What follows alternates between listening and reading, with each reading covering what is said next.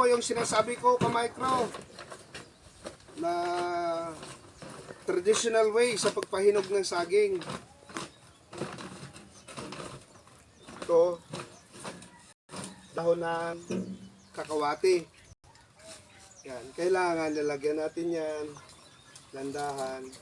Ipapile natin yung saging, tapos lagyan ulit. Kailangan ng drum ka-micro, walang singaw, para mag-produce ng init. Yan. And then, yun ang magpapahinog sa saging. Yung init na napoproduce dahil walang singaw. Natatakpan ng sako at plastic. Yan, dinandahan. Isang pile na saging, lalagyan ulit ng kakawati, another pile, kakawati ulit, hanggang sa kataas-taasan niya, may kakawati. And then, babulutin ng sako at saging, ang saging, babulutin ng plastic.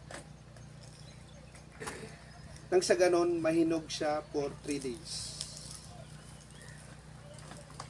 Maraming relate dito sa mga probinsyano at saka sa mga baguhan. Nice to know, ito yung traditional way or method sa pagpapahinog. Walang chemicals involved, ka-micro. Maraming salamat.